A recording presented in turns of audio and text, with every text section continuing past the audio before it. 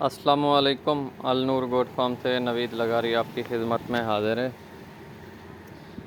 Weaver, आज से हमारे इर्द गिर्द जितने भी बकरी फार्मिंग में काम आने वाले दरख्तों के पत्ते, दरख्तों के फल, जड़ी बूटियाँ, सब मौसम के मुताबिक एक एक करके सब के ऊपर अलग टॉपिक बना के बताया जाएगा। आज हम जिस जगह के ऊपर मौजूद हैं, हमारे पास अनार का पौधा है, दरख्त है। ये देखें, इसके पत्ते भी बहुत मुफीद हैं।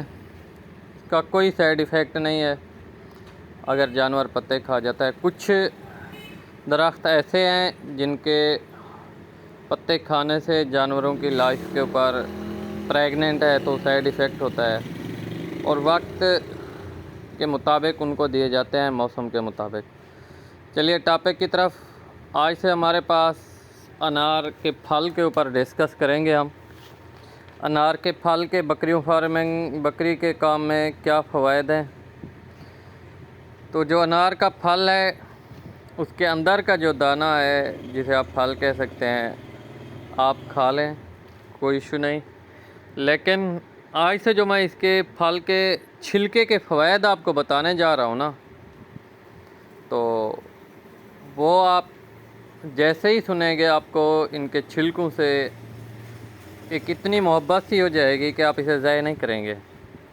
क्योंकि मौसम का मेवा है, हर बंदा परचेज़ करता है, इस्तेमाल करता है। आप परचेज़ करते हैं, जितने भी बकरा पाल हजरात हैं, एक रखी हुई है, दो रखी हुई है। क्योंकि आज मैं आपको एक ऐसा ट्रीटमेंट बताने जा रहा हूँ, बकरी फार्मिंग का ट्रिप आपको बताने जा रहा हूँ, जो आपको ख़ास तौर के ऊपर किसी ऐसे मुश्किल वक्त में काम आएगा कि आप दुआएं देंगे। और कोई भी चीज़ है ना, जब तक आप दूसरों से शेयर नहीं करते, ये तो एक अजर के हिसाब से चल रहा है। ये हमारे पास अनार का फल है, हमने फल को खा लेना है। बाकी जो इसका छिलका है बहर वाला, वो हमने खुश्क करना है। खुश्क करने के बाद उसको ग्राइंड करना है। और किस मर्ज़ में, किस बीमारी में बकरी फार्मिंग में हमारे काम आएगा। शुरू में ना, जब एलर्जी होती है तो हल्के से दाने, जैसे इंसानी कील होता है, ऐसे बनता है। कुछ एलर्जियों की भी इकसाम है और आहिस्ता आहिस्ता उस जगह के ऊपर बाल उतरना शुरू हो जाते हैं। फिर उसी जगह के ऊपर वहीं जो दाना बना होता है, इंसानी कील की तरह फटता है, फिर रेशा बन जाता है। और जैसे ही वो रेशे वाला पानी ना उसके जिस्म के ऊपर जाता है, तो फिर सारा ज़ख़म बन जाता है।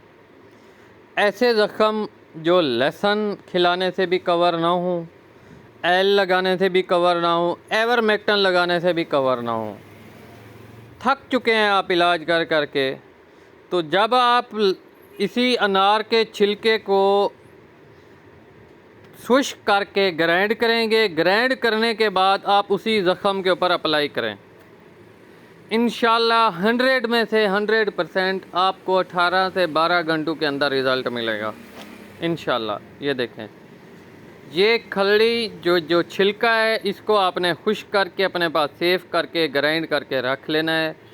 किसी भी मौसम में, सर्दियाँ हैं, गर्मियाँ हैं, ये आपको बहुत फ़ायदेमंद और आपकी बकरी फार्मिंग में काम आएगा।